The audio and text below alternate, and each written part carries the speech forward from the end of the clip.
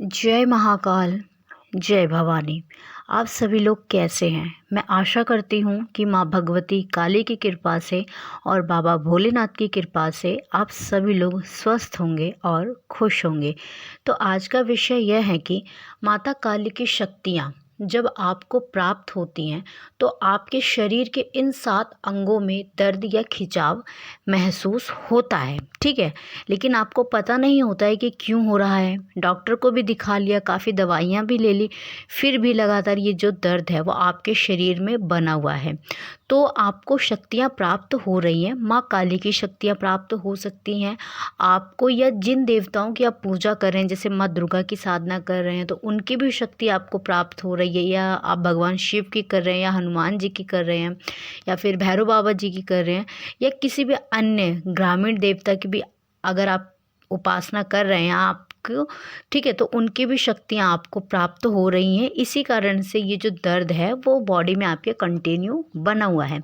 लेकिन जो बच्चे साधक, जो भगत अभी नया नया भक्ति के मार्ग में आगे बढ़ रहे हैं, अभी साधना उन्होंने करनी शुरू करी है, तो उनकी बॉडी में जब ये पेन, ये दर्द होता है तो वो समझ नहीं पाते हैं कि ये क्यों हो रहा है। और ये देखिए, ये जो मैं आज आपको बताऊंगी कि इन उन 7 अंगों के बारे में, ये दर्द आपको सिर्फ स्टार्टिंग में ही होता है। दर्द, मैं पहले इस चीज़ को क्लियर कर देना चाहती हूँ कि ये दर्द जो है वो आपको स्टार्टिंग में ही होता है, और स्टार्टिंग में ही भक्तों को समझना पड़ता है कि ये पॉजिटिव के साइन है, नेगेटिव के नहीं है। क्योंकि कुछ लोग जो हैं इसको नेगेटिव समझ के अपनी पूजा साधना छोड़ देते हैं और उनके जीवन में जो है वह भटकाव आना शुरू हो जाता है।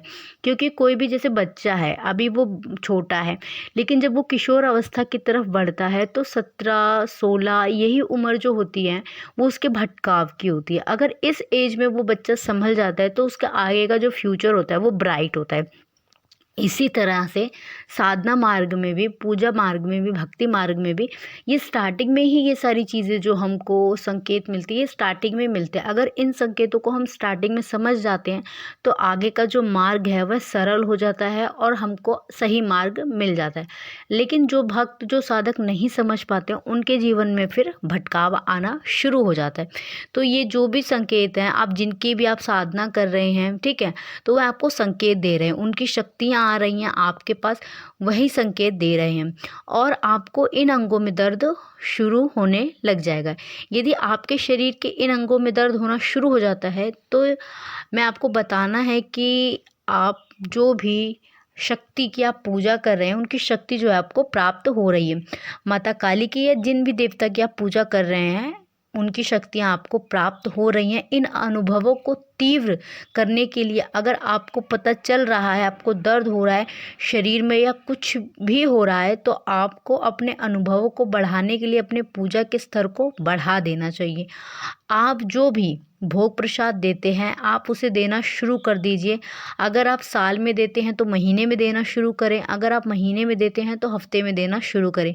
जैसे माँ काली की बात करूँ तो माँ काली को शनिवार के दिन, शनिवार के शनिवार उनको भोग देना चाहिए। मंगलवार का होता है माता काली का दिन, तो इन दिनों भी आपको माँ को भोग देना शुरू कर देना चाहिए। शनिवार माँ का भोग दें, अखंड जोत जलाएं। माँ की जो शक्तियाँ होते हैं वह आसानी से ऐसे ही नहीं आपको पता नहीं मिलेंगी, आपको नहीं पता चलता है कि आपके पास शक्ति है या नहीं, क्योंकि शुरुआती समय में आपको नहीं समझ में आता है, आप नहीं समझ पाते हैं, ठीक है। तो हम बात करें कि जो आपकी माँ है, तो जब आप एक छोटे बच्चे थे तब आपको बात करना नहीं आता था, तो आप क्या करते थे, ढंग से नहीं बोल पाते थे। तो जो आपकी माँ है वो आपकी बातों को अच्छे से समझ नहीं पाती थी शुरुआती दौर में। लेकिन जब आप 4-5 साल के हो गए तो आप बोलने लग गए, तो और आपकी इन भावनाओं को, इन प्राकृतिक भाग जो होता है, इनकी वजह से क्या होता है, आप चीज़ों को समझने लग जाते हैं, ठीक है, झट से समझने लग जाते हैं। इसी प्रकार शक्तियाँ जो होती हैं, जब आप चीज़ों को नहीं समझ पाते हैं शुरू शुरू में, जब शक्तियाँ आती हैं, लेकिन जब आप अनुभवी हो जाते हैं, उस रास्ते में आगे चलने लगते हैं तो आप समझने लगते हैं कि शक्तियों के संकेत आपको पता चलने लगते हैं कि जैसे कि अचानक से कोई भाव आपके मन में आया और वह घटित होने लग गया। तो सबसे पहला जो अंग है जिसमें आपको दर्द या खिंचाव महसूस होता है वो आपकी आँखें होती हैं, ठीक है। हमारी आँखें जो होती हैं, जो हमारी आँखें उसमें बहुत आँसू आते हैं, भारी भारी हो जाती है हमारी आँखें, उबासी आती है। इससे आँखों में थोड़ी-सी जलन होती है, थोड़ी-सी चुभन होती है, आँखें लाल हो जाती हैं। तो इसका अर्थ ये होता है कि आप जो सूक्ष्म जगत की ओर जो है वो आगे बढ़ रहे हैं। आपको कुछ शक्तियाँ दिखाना चाहती हैं, आपको शक्तियाँ जो है वो कुछ दिखाना चाहती हैं। जैसे आप कभी मूर्ति की तरफ देखते हैं तो आपको आभास होता है कि माँ के जो केश हैं वह लहरा रहे हैं, माँ के हाथ हिल रहे हैं, माँ का खप्पर जो है वो इधर-उधर हो रहा है, भूत-प्रेत आपको दिखने लग जाते हैं, ठीक है? तो ये सारे अनुभव आपको अपनी आँखों में महसूस होंगे। दूसरा जो अंग होता है वह होता है कि आपकी कमर, आपकी बैक जो है वो दर्द होनी शुरू हो जाती है, उसमें दर्द होने लगता है। अब ये दर्द क्यों होने लगता है?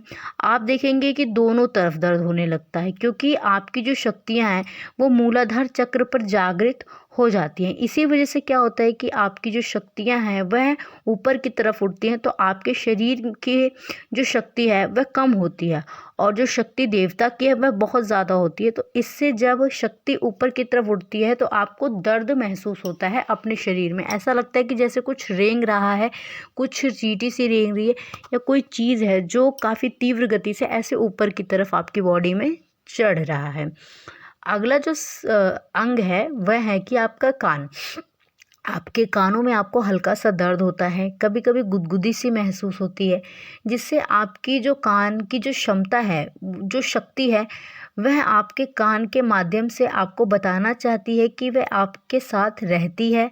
आपको जो कान जब उसमें बहुत ज़्यादा गुदगुदी शुरू होती है तो वह बहुत ज़्यादा सेंसिटिव हो जाते हैं, यानी कि उन चीज़ों को सुनने लग जाते हैं। छोटी-छोटी बारीक-बारीक चीज़ें जो हैं, छोटी-छोटी घटनाएँ जो हैं आपके कानों से आपको सुनाई देती हैं। जैसे कहते हैं ना कि अगर दूर कहीं घंटनाद हो रहा है या फिर शंख बज रहा है तो वो भी आपके कान जो हैं वो एकदम स्पष्ट रूप से सुन लेंगे। अगर आप रात में गहरी नींद में सो भी रहे हैं, हल्की सी भी अगर आहट या हलचल होगी किसी भी चीज़ की तो आपके जो कान हैं उनको स्पष्ट रूप से सुनाई देगा और आपकी जो नींद है वह टूट जाएगी। अगला जो अंग है वह है आपकी जीभा। आपकी जीभा पर बहुत ज़्यादा खिंचाव रहता है।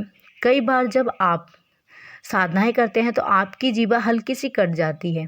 जब आप मंत्र उच्चारण करते हैं रहते हैं तो ध्यान में तो कई बार आपको ऐसा लगता है कि गले में बहुत ज़्यादा दर्द रहता है। आपकी जो जीभा है वहाँ पर शक्ति बैठने लगती है। शक्तियाँ जब बैठती हैं तो आप जो भी बोलते हैं वह सत्य हो जाता है, जिसे कहते हैं कि वाणी सिद्ध हो गई है, ठीक है। तो आपकी जीभ पे भी आपको खिंचाव, ऐंठन सा महसूस होगा, वोमिटिंग सा फील होगा आपको। इस तरह की घटनाएं आपके शरीर में, अंगों में ये खिंचाव महसूस होंगे। अगला जो अंग है वो आपका माथा है। माथे पर आपको खिंचाव होने लगता है। इसमें एक चीज़ आप लोग हमेशा नोटिस करना कि जो हमारा फॉरहेड है उसमें पूरे फॉरहेड में कभी भी दर्द नहीं होगा। सिर्फ जो सेंटर पॉइंट होता है जहाँ पे हम महिलाएं बिंदी या पुरुष लोग जो तिलक लगाते हैं, सिर्फ वहीं पे ही दर्द महसूस होता है, खिंचाव महसूस होता है, ठीक है। ऐसा लगता है कि अंदर की तरफ कुछ चुंबक सा खिंच रहा है हमारा माथा, इस तरह से हमको महसूस होगा। कभी कभी गुदगुदी भी होगी, कभी बहुत भारीपन भी रहेगा। इसका अर्थ है कि आपकी कुंडलिनी शक्ति जागृत हो रही है, आपका जो ऑरा है वह बहुत अच्छा डेवलप हो रहा है और आपकी कुंडलिनी शक्ति जो है वह जागृत हो रही है। अगला जो अंग है वह है आपके पैरों में। आपके पैरों में दर्द होने लगता है, झंझनाहट सी होती है, आपके हाथों में भी कंपन होती है, आपका हाथ इधर उधर हिलने लग जाता है या पैरों में झंझनाहट होने लग जाएगी या पैर भारी होना शुरू हो जाएंगे। पैरों की जो एड़ियां हैं उनमें आपको दर्द रहेगा, हमेशा बना रहेगा कंटिन्यूसली, और जो तलवे हैं वह हमेशा गर्म रहेंगे, ठीक है। तो इसका अर्थ भी यह है कि आपके हाथ पर या वह शक्ति जो है विराजमान हो रही है या आपके पैरों के द्वारा वो शक्ति आपके शरीर के अंदर एंटर कर रही है। तो बॉडी के ये 7 पार्ट है, ये 7 पार्ट इफ़ेक्ट होते हैं जब शक्तियाँ हमारे शरीर के अंदर प्रवेश करती हैं, हमको स्पर्श करती हैं, हमारी बॉडी में बैठती हैं शक्तियाँ आके। क्योंकि हमारा जो शरीर है वह अभी इतना मजबूत नहीं है, उसकी क्षमता, हमारी बॉडी की क्षमता अभी इतनी नहीं है कि वो इन शक्तियों की और एनर्जीज़ को एब्जॉर्ब ईज़िली कर ले। तो इस वजह से हमारी बॉडी में जो है वो कंटिन्यूअसली पेन बना रहता है। लेकिन ये पेन ऐसा नहीं होता है कि आपको दर्द दवाई की ज़रूरत है या आप उस दर्द में जो है वो तड़प रहे हैं, नहीं। एकदम मीठा-मीठा, हल्का-हल्का दर्द ये होता है। और इन्हीं चीज़ों को जो शुरुआती में है समझने की ज़रूरत होती है, क्योंकि कई लोग, जैसा कि मैं पहले बता चुकी हूँ, इसको नेगेटिविटी का साइन मान के अपनी पूजा अर्चना मंत्र जाप सब छोड़ देते हैं और उनके जीवन में वहीं से भटकाव आना शुरू हो जाता है। इसलिए शुरुआती दौर में ही संभलना बहुत ज़रूरी है। तो इस मेरी वीडियो के माध्यम से आप लोग देख के संकेतों को समझें, जानें और अपने भक्ति मार्ग में आगे बढ़ें। तो मैं आशा करती हूँ कि आपको मेरे द्वारा दी गई हुई यह जानकारी पसंद आई होगी। चैनल पे पहली बार हैं तो चैनल को सब्सक्राइब करें, वीडियो को लाइक करें, शेयर करें। कमेंट में जय माँ काली, हर हर महादेव अवश्य लिखें, या आपका कोई भी क्वेश्चन है तो आप वह भी पूछ सकते हैं। मैं बाबा भोलेनाथ और माँ भवानी से आप सभी के लिए प्रार्थना करूंगी कि माँ की कृपा दृष्टि और बाबा की कृपा दृष्टि आप लोगों पर सदैव बनी रहे। आप सभी लोग हमेशा खुश रहें, खुशहाल रहें। आपके घर में माँ काली, अन्नपूर्णा और लक्ष्मी के रूप से सदैव वास करें। धन्यवाद। जय महाकाल, जय भवानी।